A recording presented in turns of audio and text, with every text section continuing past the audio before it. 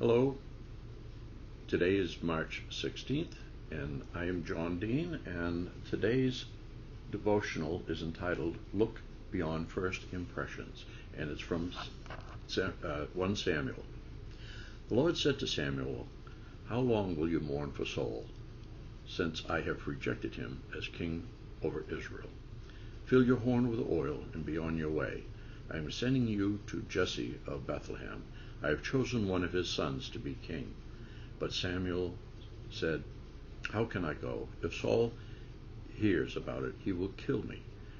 The Lord said, "Take a heifer with you and say, 'I have come to sacrifice to the Lord.' Invite Jesse to the sacrifice, and I will show you what to do.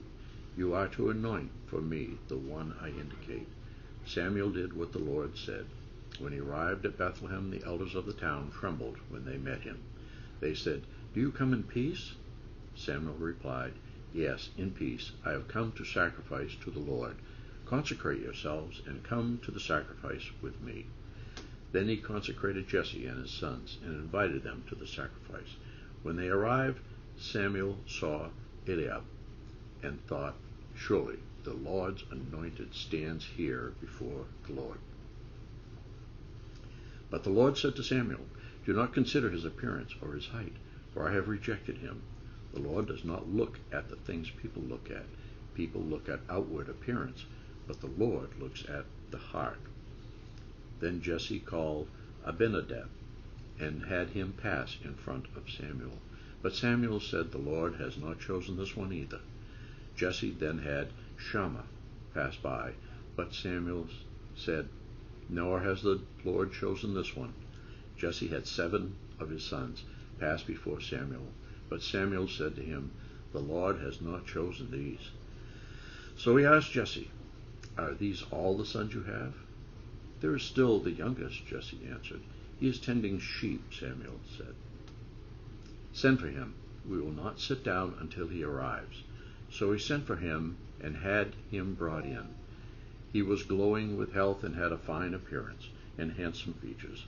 Then the Lord said, "Rise and anoint him. This is the one."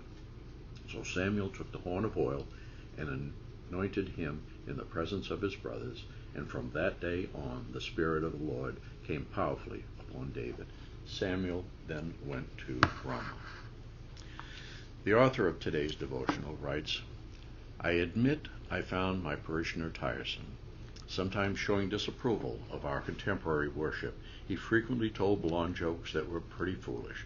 My impression of him wasn't the greatest. Then one day I discovered he volunteered with a local hospice. He sat with the dying and their loved ones. Perhaps he made them laugh with his silly jokes. Laughter does have a healing property. Perhaps he prayed with them. Perhaps he just listened. My second impression of him was so different from the first." The Lord guided Samuel to find a new king for Israel. When Samuel met Jesse's sons, he went with the first impressions. The older brothers of David were strong and capable, but the Lord told Samuel to look beyond external characteristics, for God looks on the heart, and there was David. He would be a flawed leader, but God had chosen him to be God's instrument for that time. My parishioner was an instrument of God too. I will always remember that. Grant me a willingness to look on the hearts of my neighbors, O God, and see Christ in them. Amen.